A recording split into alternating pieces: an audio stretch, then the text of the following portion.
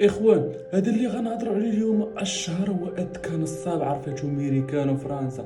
فيكتور لاستيك، هذا الاسم الشهير ديالو، ما عارفين سميتو الحقيقيه ديالو. شنو كان تيدير من الصغر ديالو؟ هو شاف الخفه ديالو، في شاف عنده موهبه في ديك الخفه والسرقه وداك الشيء. ملي كان صغير كان يجرب على البزاطه، ما عندك كيسلم عليك، يدير لك اللعيبات ديالك وما تعيقش به. هنا غيكتشف الموهبه ديالو، كيعرف يهضر بالانجليزيه والايطاليه والفرنسيه. يعني كما كنتي غينصب عليك غينصب عليك. شنو كان تيدير؟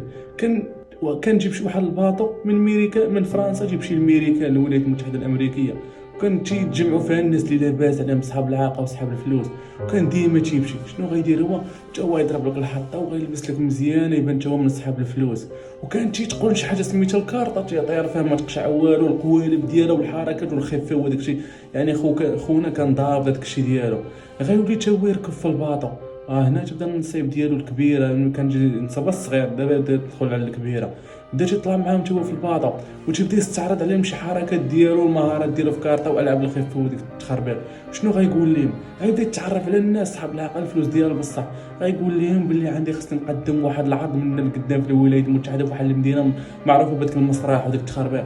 قال لهم خصني ضروري مدعمين ومستثمرين والارباح غتكون بزاف، وخصني ضروري اللي يدعم. بدا تيتعرف الناس وتيجرهم ليه، وبدا تياخذ من عندهم الفلوس باش يدعموا في داك المشروع ديالو اللي بغا يدير، داك المسرح اللي بغا يدير، داك التخربيق. ولكن خونا تنصاب عليه باش ياخذ الفلوس وتيهرب. بقى تيدير هذه كل مره، تيجر صحاب الفلوس وتيدير عليهم نفس القوالب وتيقوالبهم من تيدي لهم فلوسهم. تيجي واحد النهار هاد الفكره هادي مبقاتش عندها الصلاحيه. غتبدا الحرب العالميه الاولى. مع غتبدا الحرب العالميه الاولى، توقف الرحلات البحريه، يعني اي سفينه عندها خطر باش تمشي وتوقف الرحلات. هنا خاص يبدا يفكر عاوتاني الفكره الثانيه اللي غيدير. غيمشي يقرر يبقى في الولايات المتحده، حيت هو كبر فرنسا، قرر يبقى في الولايات المتحده الامريكيه. ويتعرف على واحد خونا انت هو نصاب كثار منه. غيبداو يتفقوا، بقاو كتلقاو واحد فيه، شدوا واحد الصندوق، ومن الداخل ديالو تشوفو تقول واش هاد الصندوق داكشي فيه ميكانيك، داكشي بحال الماطر والتخربيق. يعني تشوف ضروري تقول هذا تيصنع شي لعيبه قديم. وسماو الصندوق الروماني. شوفوا الذكاء ديالو. هذاك الصندوق شنو هو الهدف ديالو؟ هو بانه تيطبع الفلوس. هنا عاوتاني غيبداو يمشيو عند الناس صحاب الفلوس، صحاب العاقه، وتيستهدفوهم هما. ويمشيو عندهم يقولوا لهم هذا الصندوق هذا شي حاجه، الا خشيتي 100 دولار غتولي لك 200 دولار. هنا بداو تيفكروا كيفاش غيقنعوه، ولا قال لهم جربوا دابا قدامي وشحال من مره. هنا البلان شوف كيدير، تصنع الفلوس ونبيعها لك انا. شوفوا الذكاء، شوفوا الغباء كيدير باش يشري داك الصندوق. صافي بداو تيستقطبوا بنادم. بداو مشاو عند واحد يجربوها فيه. خشاو 100 دولار، قالوا ليه لا بغيتي تخرج لك 200 دولار الثانيه غتسنى 6 سوايع، ولا بغيتي تعاود تجربها مره اخرى غتسنى 12 ساعه من مورا ديك 6 سوايع اللي خرجت لك فيها الضوبه ديال الفلوس. انا لقاو هذه حجه باش يلقاو فينا هربوا. وشوفوا بداو تيشربوا. خشاو ال 100 دولار وداروا شويه المداد وداكشي المواد الكيميائيه باش يبينوا ليه بصح الماكينه حقيقيه. بداو تيتسناو 6 سوايع قدامه، باش يبداو تيتسناو 6 سوايع. هو يبدا يدور، هو تخرج ليه 100 دولار الثانيه. وشنو قالوا ليه؟ قالوا يلا نمشيو معاك دابا حتى للبنكه ونجربوا قدامك واش بانت مزوره ولا لا. ومشاو للبنكه وما يجربوه، بانت ما بانش لا مزوره ولا والو. اصلا هذيك ما مزوراش حقيقيه، حيت خونا داير الفلوس في ديك الماكينه. الدوزه تخرج لك الفلوس الحقيقيين. هنا بداو تيضربوا، بداو تنصبوا على بنادم. مع تيضربوا. وشنو داروا؟ تتقولوا دابا كيفاش؟ هو داز 6 سوايع وجرب وخذ جات ليه، ودازت 6 سوايع اخرى وشنو ما تخرجش ليه ولا لا. خونا كان دامر راسو. داك فيكتور شنو دار؟ حط بزاف الفلوس، ماشي بزاف، حط بعدا بزاف الاوراق.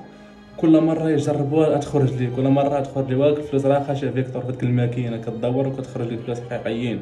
اه هنا شنو غيديروا؟ غيبداو يزربوا على بنادم كل واحد هنا وهنا، وعندهم الوقت فين يهربوا ما يجي يعيقوا بهم. تا يلقاهم هربوا ولا ما بقاوش عاقلين عليهم. حيت الماكينه كل حسب كل 6 سوايع و 12 ساعه تسنى عاد تخرج لك. بقاو غاديين فادي في الماكين تبيعوا في هذاك الصنيدير. هنا باعوا 10000 دولار. كل واحد تيستهدفوا على حساب القيمه الجيبيه ديال كل مره تيبيعوا. اكثر قيمه باعوا هي ب 10000 دولار. بقاو تيتبعوا القضيه هكا. هذاك الصناديق اللي كان تيبيع كيفاش ما بلغوش البوليس؟ انا باغي نزور الفلوس ونمشي عند البوليس. البوليس دير نصب عليا في ماكينه كتزور الفلوس. اجي التهمه انت اللي غنشدوك النيل. على الاخوان ما صحاب الصناديق ما بلغوش به، حيت هما كانوا جريمه هذه. ودابا اشهر عمليه نصب تعرف بها هي اللي غنقول لكم دابا. مع هو تيقرا في الجورنال، كان في باريس تيقرا في الجورنال وشاد قهيوه ديالو والسون شاد هو هذا، ويقرا بان برج ايفل خاص الصيانه وغيكلف الحكومه بزاف، والرأي العام لما تتعاملش برج ايفل غادي تخلصوا منه وداك التخاربق ديالهم. هنا بدا تيفكر زكا بحال الجورنال، بدا تيفكر شنو غيدير. غيصايب وراق مزوره ويدير شخصيه بانه هو رجل حكومي سياسي معروف، غيدير راسو سياسي وزعما يتشيقوا فيه الناس وتبين لهم راسو بان الحكوميه اللي صيفطاتو، وغيجمع خمسه اكبر تجار ديال المعادن، حيت برج ايفل حديد ومعادن وداك الشيء. غيجمع اكبر خمسه تجار وغيديهم في اجتماع سري، وغيقول لهم البرج الدوله مكلفه هذا وخاصنا نبيعو، خاصو يتباع وهادي، وراه ما وراو الوراق مزورين ما عاقوش به. بقاو مجمعين خمسه واتفقوا، قال لي ما تقولوش تشوح الحكومه، بغات تشوح ما يعرف هذا الشيء معاهما بحال هكا. وغيمشي عند واحد من صافي داروا اجتماع هكا يتفقوا فيه داكشي، وما كنتفقوا شكون اللي يشريه بحال هكا. ويمشي عند واحد فيهم السميه ديالو ماشي ما معروفاش بزاف، كان معروف عنده العاق ما معروفاش بزاف. ويمشي عنده قال لي بغيت كنت دار مع الاجتماع جوي سري، قال لي بغيت البرج يكون ديالك انت وانت اللي تشريه وسميتك كتعرف بزاف وانت يلاه بهادي والمشاريع ديالك القدام وداكشي. بقى تيزرب عليه بهاد الهضره وبين ليه بانه هو سياسي فاسد خاصو الرشوه وداكشي. بدا تتفق معاه، اتفق بانه غيبيع ليه هو البرج، عطاه 70,000 دولار ثمن البرج وزادوا الرشوه ديالو. شوفوا الذكاء كي داير صافي بحال هكاك. مع دار مع قضيه الفلوس خونا هو هرب ليه من النمسا، بقى في النمسا في واحد المدينه تما، بقى تيتسنى الروينه تنوض بسبب داك النصب اللي دار. بقى تيتسنى بحال هكا وكيفاش ما خرجت شي حاجه في الصحيفه وداك الشيء.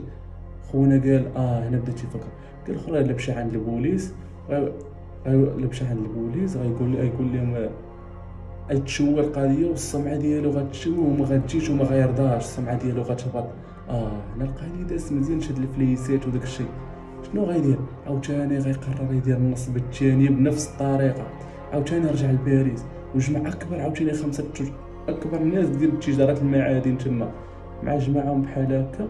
تجمعوا الناس تجمعوا هكا وعاوتاني بدا لهم المشاكل، بدا لهم تيقول لهم البرج خاصو يتباع وهادي والثمن هكا. شنو غيدير؟